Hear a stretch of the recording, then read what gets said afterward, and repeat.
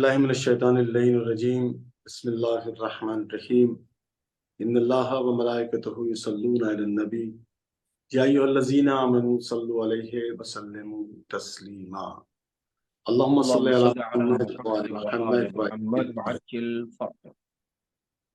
नाज़रीन हाज़रीन मुश्तरकीन सलामुन अलैकुम व रहमतुल्लाहि व बरकातुहू।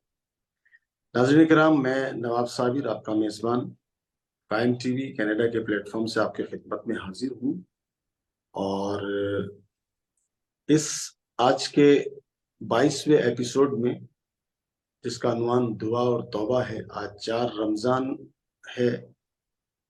4 रमज़ान के हवाले से हम आपकी खिदमत में गुफ्तगू लेकर हाजिर हैं।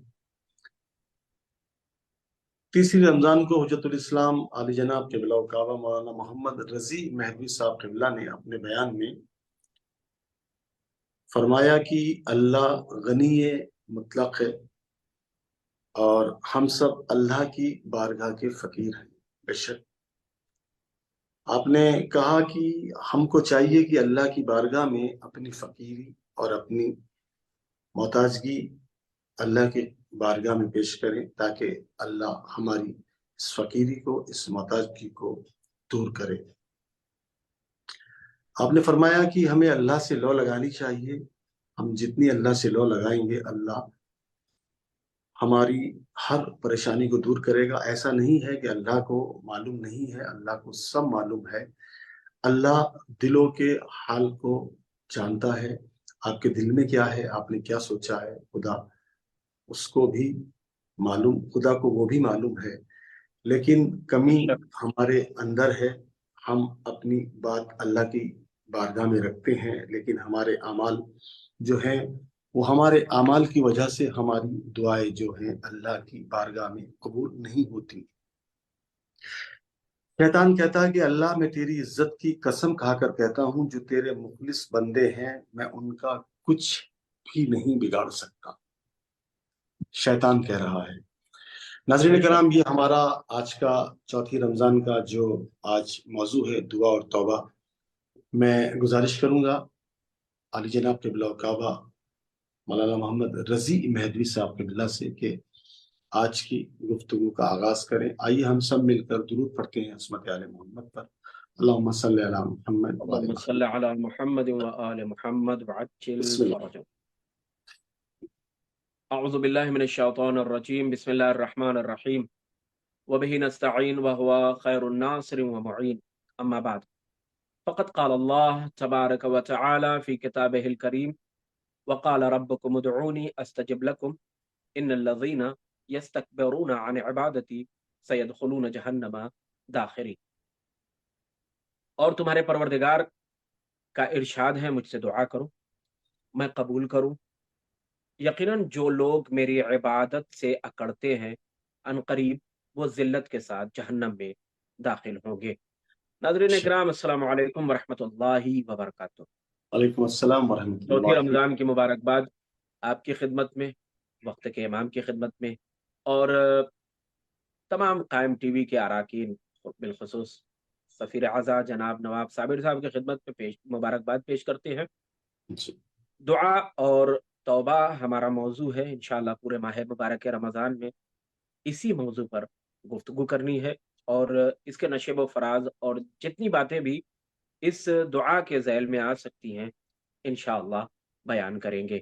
دعا کے حوالے سے اگر آپ کے یہاں کوئی سوال ہوگا تو آپ ضرور سوال بھیجئے، سوال پوچھ سکتے ہیں انشاءاللہ۔ بہترین اور بزرگ علماء کرام اس کا جواب ضرور دیں گے۔ اس پروگرام میں بھی اور اس ایپیسوڈ میں بھی انشاءاللہ آپ کے سوالوں کا جواب دعا کے متعلق اور بھی کسی موضوع کے متعلق انشاءاللہ ضرور دیا جائے گا۔ ہم نے آپ کی خدمت میں پہلے دعا کی تعریف پیش کی تھی، اور اس تعریف کے اعتبار سے اس کے 4 رکن ہوتے ہیں، یعنی دعا بندے کا اپنے خدا سے مانگنا، طلب کرنا دعا کہلاتا ہے۔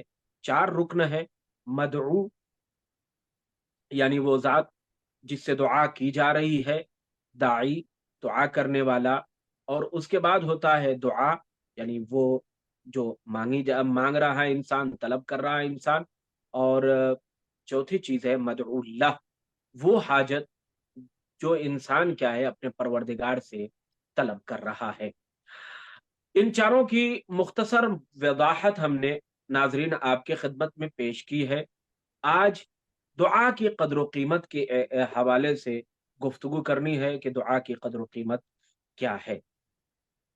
قرآن کریم کی وہ آیت جو مسلسل ہم پیش کر رہے ہیں ابتدا میں، وقال ربکم ادعونی استجب لکم ان الذین یستکبرون عن عبادتی سیدخلون جہنم داخرین، کہ اور تمہارے پروردگار کا ارشاد ہے مجھ سے دعا کرو میں قبول کروں، چلو اور وہ افراد جو میری عبادت سے منحرف ہوتے ہیں، اکڑ کر چلتے ہیں، سیدخلون جہنم داخرین، وعن قریب ذلت کے ساتھ جہنم میں داخل ہو جائیں گے۔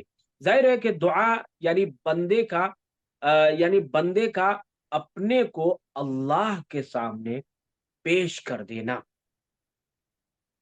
اللہ کے سامنے اپنے آپ کو پیش کر دینا، اور یہی پیش کرنا عبادت کی روح کہلاتی ہے۔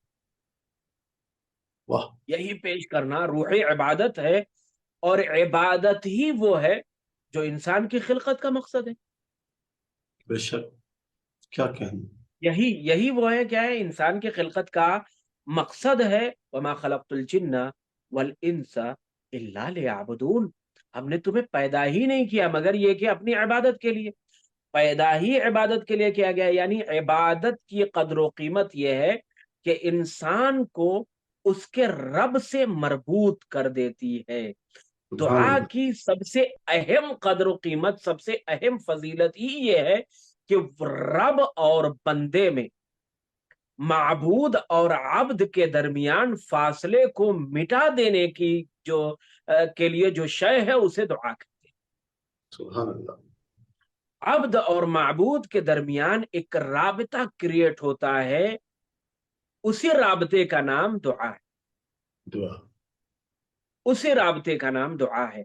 دعا عبادت ہے، دعا روح عبادت ہے، دعا جوہر عبادت ہے۔ امام واہ، صادق علیہ الصلوۃ والسلام سے، سیف اللہ، تمار سے مروی ہے کہ امام جعفر صادق علیہ الصلوۃ والسلام نے ارشاد فرمایا علیکم بالدعاء فإنکم لا تتقربون بمثلہ، تم دعا کیا کرو، تمہارے اوپر واجب و ضروری ہے، تمہارے اوپر ضروری ہے کہ تم دعا کرو۔ کیوں؟ اس لیے کہ خدا سے قریب کرنے والی اس سے بہتر کوئی چیز نہیں۔ بے شک۔ دعا کیا ہے؟ انسان کو پروردگار سے قریب کرتی ہے۔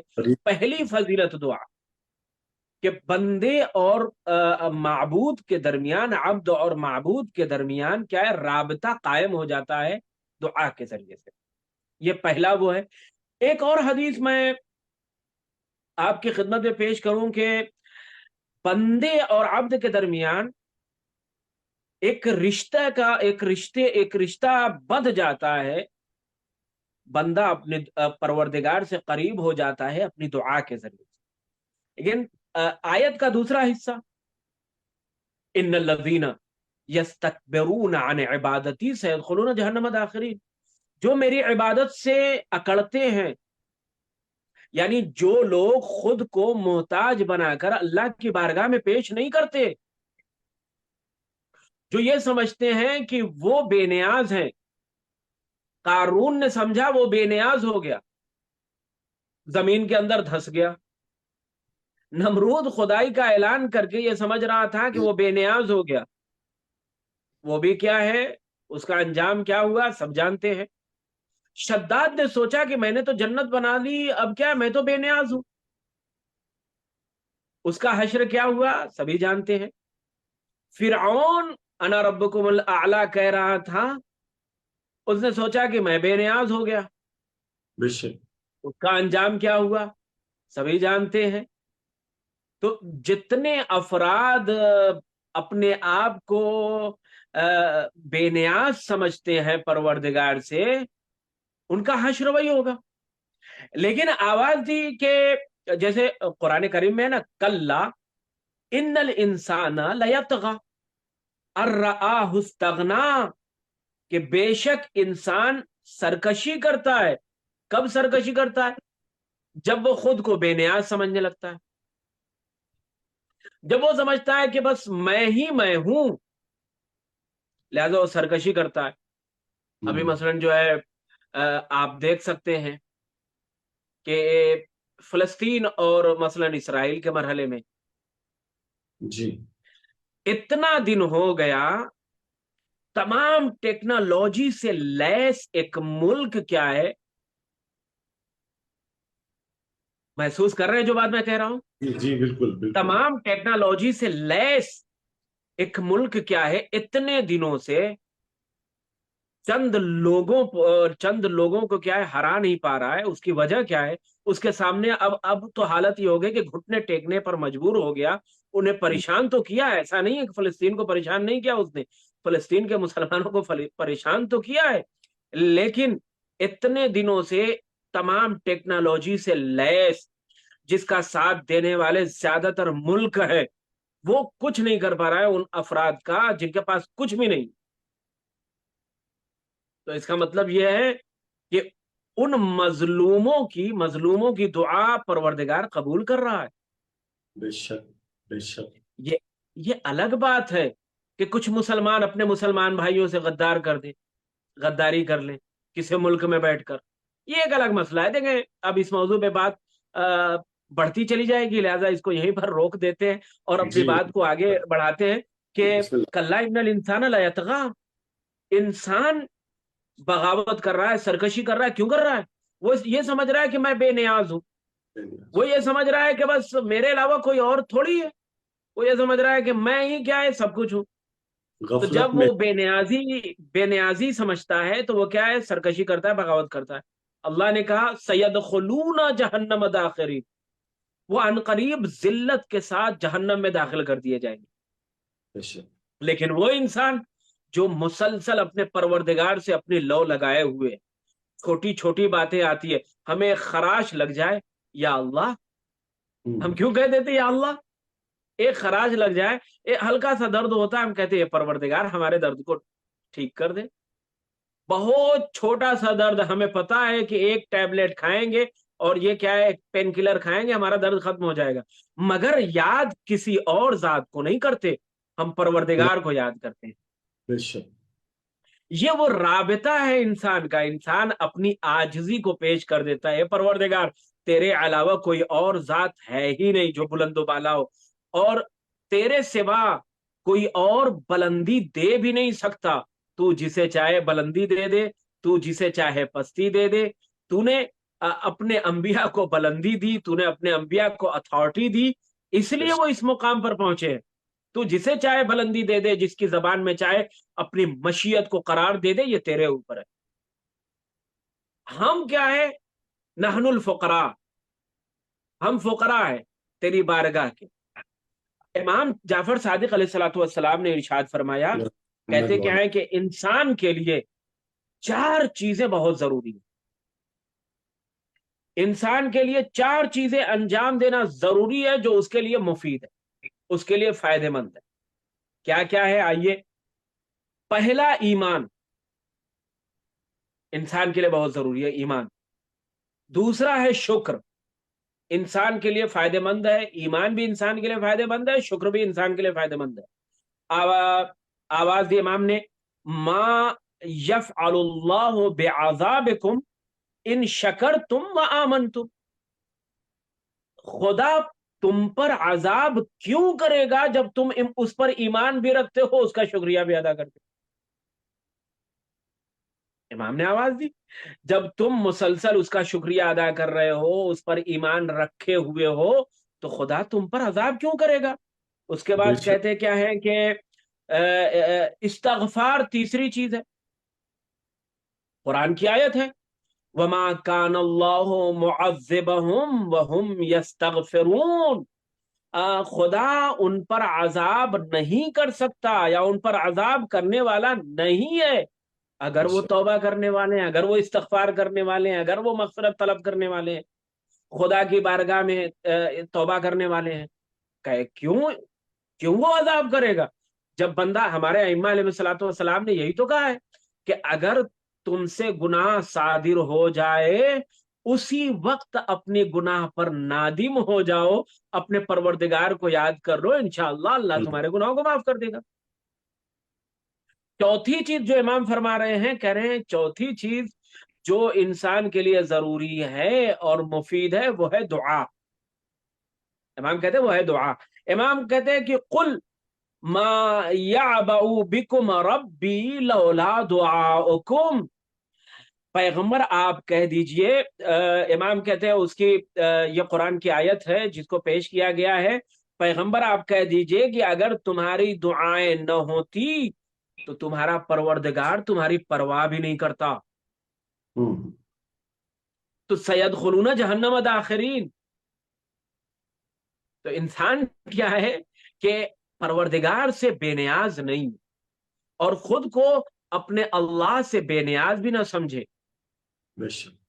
या अय्युहन्नास अंतुमुल फुकरा इलल्लाह व हुवल गनियुल हमीद। तुम अल्लाह की बारगाह के फकीर हो, वो गनी मुतलक है। लिहाजा हमारे लिए जरूरी है कि हम उससे लौ लगाए रहें, और लौ लगाने का बेहतरीन तरीका है परवरदिगार आलम की बारगाह में दुआ तलब करना। दुआ करें। वस्सलामु अलैकुम वरहमतुल्लाहि वबरकातुहू। वालेकुम अस्सलाम वरहमतुल्लाहि वबरकातुहू। नाज़रीन किराम, हुज्जतुल इस्लाम मौलाना मोहम्मद रज़ी मेहदवी साहब आपकी खिदमत में हाजिर थे। दुआ और तौबा के उन्वान से ये हमारा 22वां एपिसोड था जो आपकी खिदमत में कायम टीवी कनाडा के प्लेटफॉर्म से आपकी खिदमत में हाजिर किया जा रहा था। नाज़रीन, इंशाल्लाह कल हम फिर आपकी खिदमत में हाजिर होंगे। तब तक आपका मेज़बान नवाब साबिर आपसे इजाज़त चाहता है। फ़क़त वस्सलाम, खुदा हाफिज़।